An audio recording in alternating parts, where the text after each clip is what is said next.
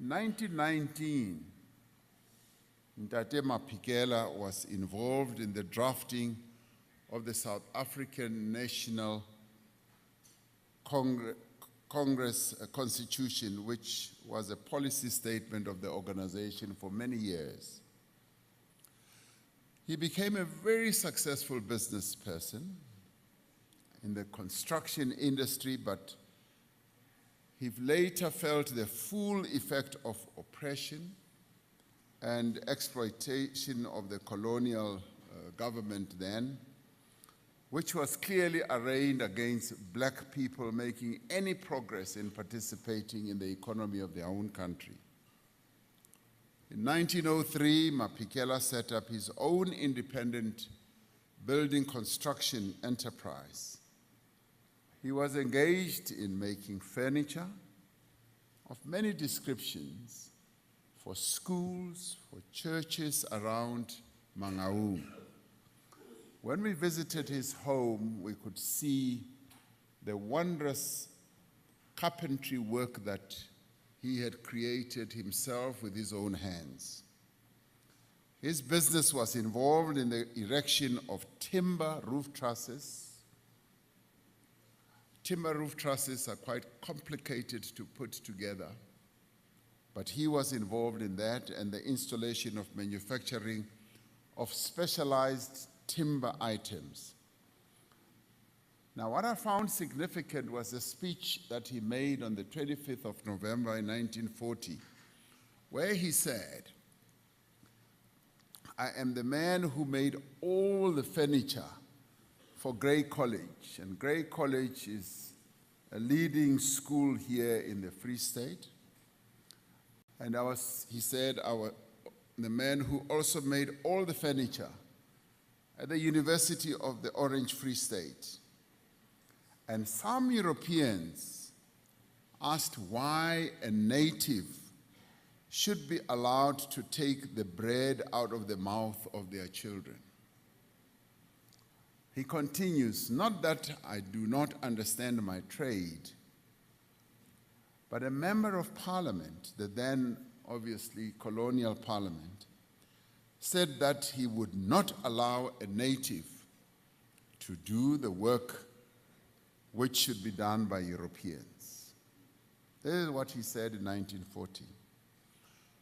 The restrictions imposed on him to conduct his business were to be applied against black people throughout the country and are the colonial and apartheid legacy that the African National Congress is having to deal with today.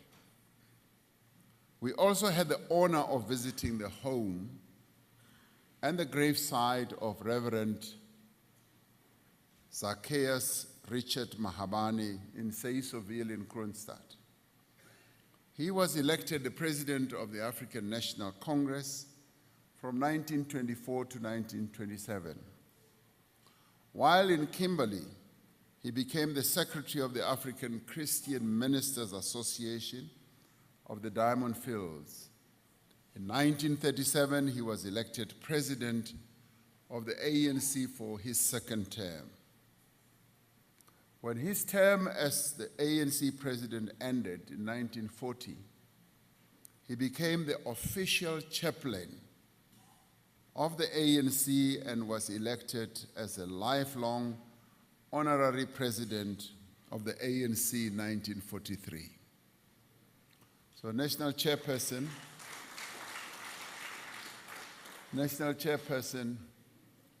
continue doing your work. You may become chosen as the lifelong chairperson of the ANC one day.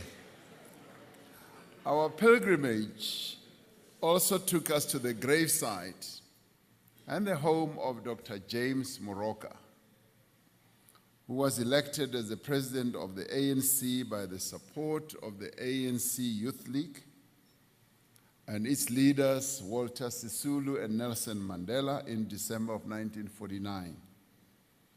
During Dr. Moroka's presidency, the ANC started to implement more militant and radical tactics in fighting the country's apartheid regime. Now, the honor of embarking on this pilgrimage, has given us, those who participated in the pilgrimage, the very rare opportunity to be on the hallowed ground of greatness, of great experience, which many of us found both inspirational and uplifting. The ANC is not only the oldest liberation movement on the African continent and possibly in the world, but is also a movement with a great history that has a galaxy of leaders who sacrificed greatly, but also led our people very wisely. These leaders and those who were there when the ANC was established were a diverse group representing many cultures, languages, yet they were united by a common belief in the equal right of all South Africans to dignity, respect, and freedom.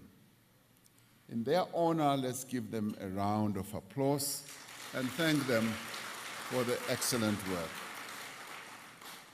Now, throughout its history, its leadership and membership, in its programs and policies, the ANC has reflected this great diversity of people pursuing a common vision.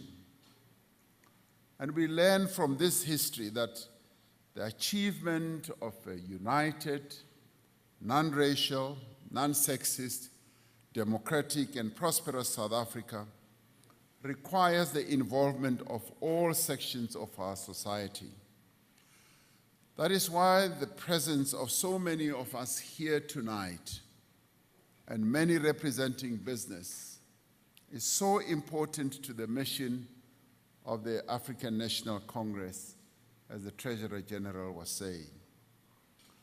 The Patriotic Business Forum brings together business people from companies, both large and small, who share our commitment to the fundamental transformation of our economy and society.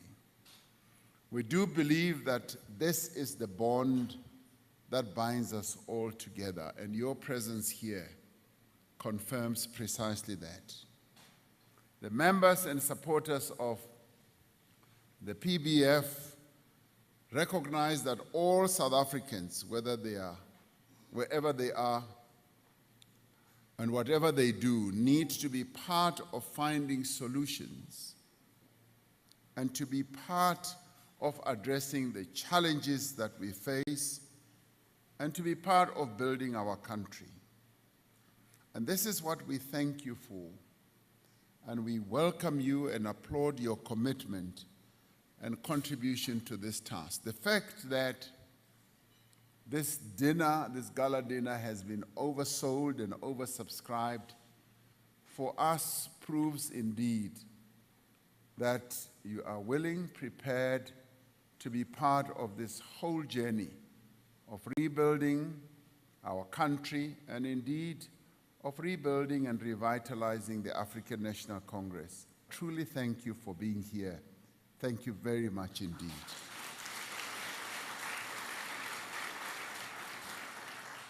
We are celebrating this anniversary just days after the ANC concluded its 55th National Conference.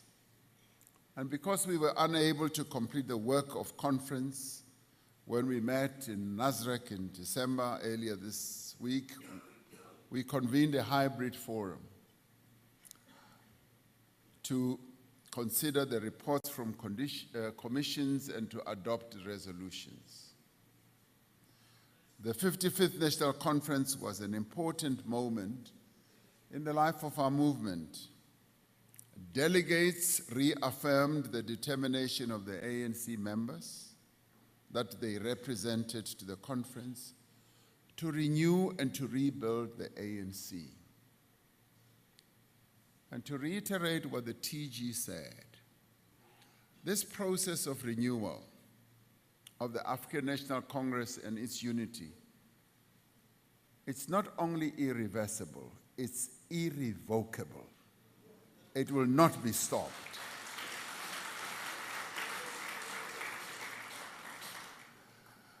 The delegates who were present at the conference resolved as one to put behind us the harmful organizational practices and tendencies that have contributed to the decline of the ANC in recent years. They stood firm to renew and to unite our organization. And in fact, there is no longer any room left for those who are opposed to the renewal process. No room at all. And there is no longer room left at all for those who want to sow seeds of divisions in the African National Congress.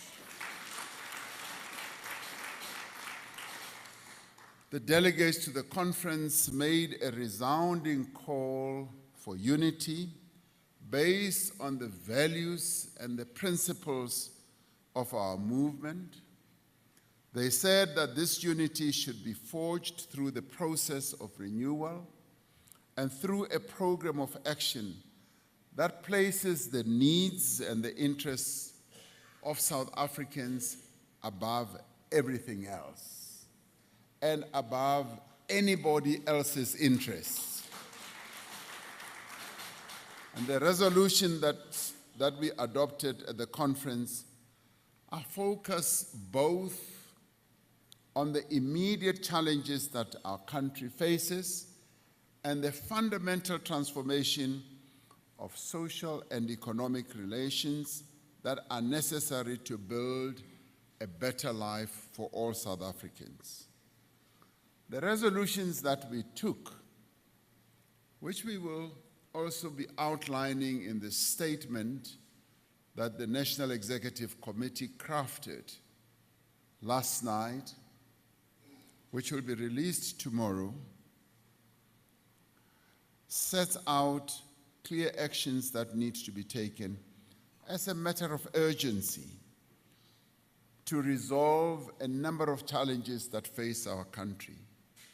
Load shedding in the shortest possible time, and to ensure that the country's energy security is well positioned into the future. Those resolutions place inclusive economic growth and employment creation as central amongst the tasks that we must undertake. And this requires that we intensify the investment drive. And for us, it is so important to have so many of you who are in business, who drive the investment process, be it in small, medium enterprises, be it in large corporations, and also those who may not be here, but who may either read about our resolutions tomorrow and going forward. What we are focused on is to ensure that we create that environment so that your businesses, small or big, are able to invest, and we want to intensify the investment drive that we launched in 2018 as well. We are working to reduce red tape and to improve the competitiveness of our economy through far-reaching reforms in a number of sectors of our economy. The conference also resolved that infrastructure investment needs to be increased substantially and that the plans need to be translated into the construction of roads, the closing of the potholes in our country, the building of bridges, the enhancement of our power lines, the building of dams, water treatment plants, schools, houses, student accommodation, and other social and economic infrastructure. And this infrastructure investment is needed to stimulate economic activity, to expand the capacity of our economy and to provide the services that South Africans need. There was an appreciation amongst delegates that growth and jobs should really be driven by the small, medium enterprises, by cooperatives and the informal businesses, but that government should also play its own role through the various state-owned enterprises to contribute in this process of creating jobs. They called on government and the private sector to expand the financial and other support to small, medium enterprises and to ensure that this support does indeed have the greatest impact. And a special emphasis and focus will be on the empowerment of women-owned and youth-owned businesses, because these sections of our society have had limited access to opportunities. This we shall do and will focus on. And there is similarly a need to support the growth of township and rural economies, bringing commerce, trade, and finance to the places where most of our people live. Each time the national chairperson goes to Gala, where he was born, and I try to talk to him on the telephone, our calls often get cut off. And he says, "President, whilst I may be in the metropolitan city of Gala, I don't have good connectivity. We now must focus on ensuring that as we seek to build rural economies, we ensure that there is good and better connectivity." And in this regard,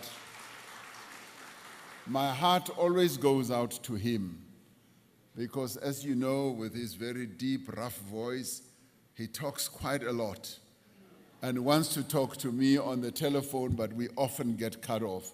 And sometimes I'm happy that we get cut off. An important part of rural development is the acceleration and redistribution of land and the provision of support to ensure that the land is put to good use and it is productive. The 55th National Conference reaffirmed our policy on land reform. The resolutions that we have taken in the past are reaffirmed, and we will also be focusing that are going to ensure that we do move ahead. A responsibility to provide support to vulnerable South Africans in a manner that is affordable and sustainable. Other resolutions to tackle poverty focus on scaling up the provision of housing and delivery of service, ensuring that our municipalities provide quality, affordable services to all residents. We will be focusing on the performance of our municipalities. Many of our municipalities are dysfunctional and are performing below par, including the municipality of this very metro city where we are. Our people are clear that we've got to reposition various municipalities, including Mangaung itself, and we shall do so.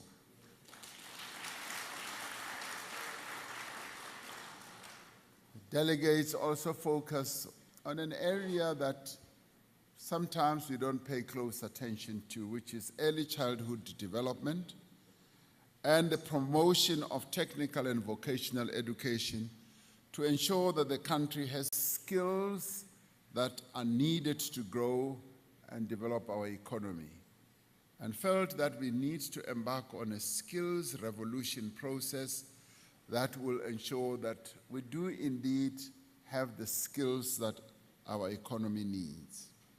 The conference also resolved to prioritize safety and security of the people of our country.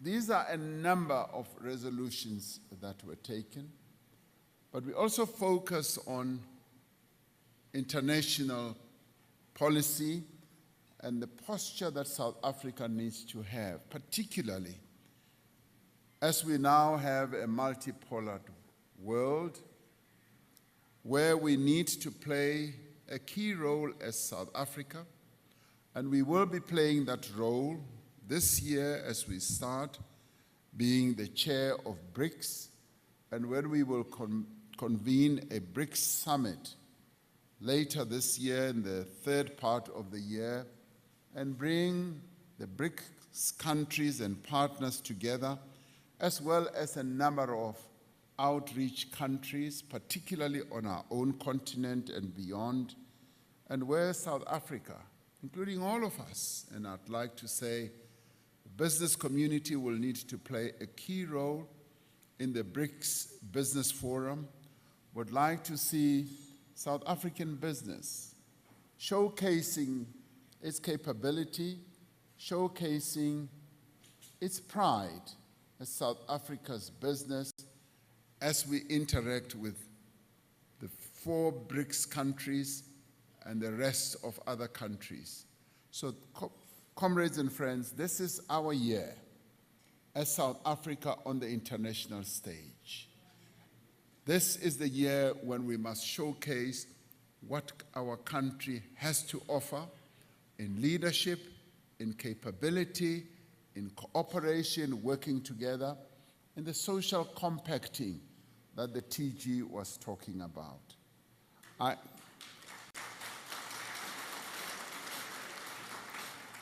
I'm very pleased to hear about the various plans that have been announced by my 2 sisters, Khadija and Sonia, about how the business community, be it part of the Patriotic Business Forum and beyond, are going to be interfacing with the African National Congress and our government in a variety of iterations where we will be exchanging views and discussing quite a number of things. Now, these are some of the outcomes of our conference. Many more will be outlined in the National Executive Committee's statement to be released tomorrow. But they'll also be part of the program of action for 2023 that will be announced, yes, in that statement. Over the course of the next few weeks, we will engage with various constituencies, formations, and I'm glad to hear what the women in business are planning to do. We will do so as we interact with you on the resolutions that we adopted in our conference, because we are determined to work with all South Africans to advance our vision and to undertake a program of transformation. We will do so as we seek to consolidate the various compacts. And we've been involved in a process where we've had quite a number of sectoral compacts, both at NEDLAC and elsewhere. The Gender-Based Violence and Femicide Summit also presents itself as a compact. When we met social organizations, they also came up with a compact, and a number of other areas we are building compacts. Obviously, we want this to culminate in a more comprehensive compact, and all these are building blocks to be part of that comprehensive compact. And we would therefore like you as business people to join us to build this cohesion, this compact. And this is the year when we would like to see all of us working together, not pulling asunder. The African National Congress has put in place clear policies, a clear vision, but the glue that will keep all this together is our total commitment to the renewal process, because it is through this renewal that the ANC becomes much more effective. It is through this renewal and unity that we are able to bring the various forces to be part of this movement going forward. So we are pleased that your presence here is a clear indication of your interest, not only in the work of the ANC, but also in the direction that our country will be taking into the future. It is a fitting tribute to the intent of the founders of our movement more than a century ago to forge a broad struggle for the achievement of freedom and equality. We are grateful to all of you that you are present here this evening, and to all members as well as supporters of the PBF, the Patriotic Business Forum, and for your continuing support and your commitment not only to the ANC, but to the people of our country. It is through your support that we will be able to build this country and make it a successful country. The ANC is irrevocably committed to that. Join us as we go on with this process. Thank you very much.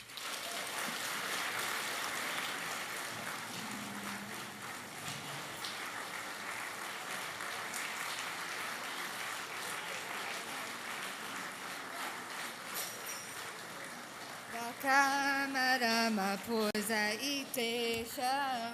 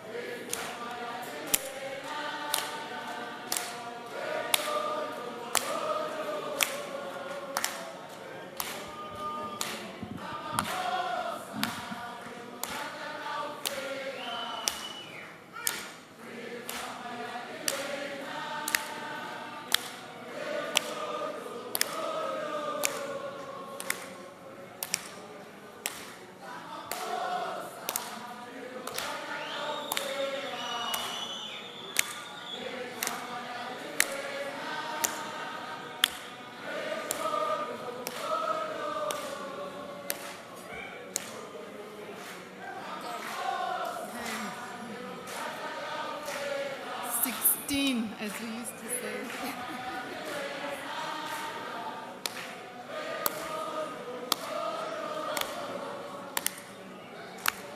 Amandla!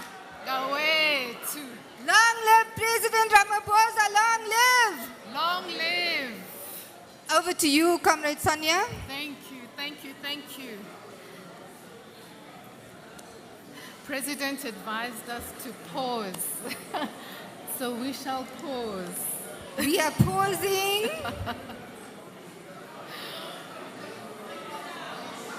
And it's the chairperson who taught us to pause. Thank you, ladies and gentlemen. You may be seated. We will be serving dinner shortly before we have the vote of thanks.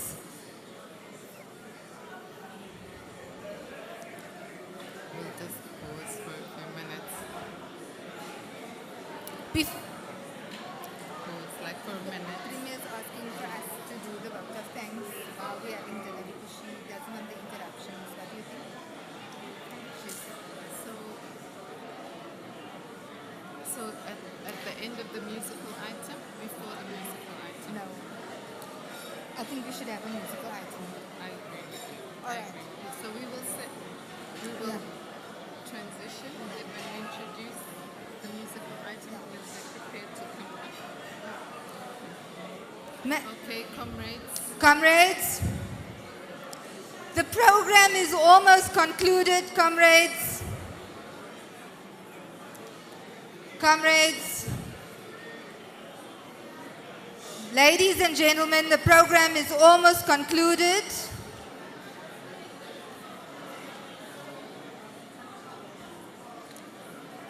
Sonia?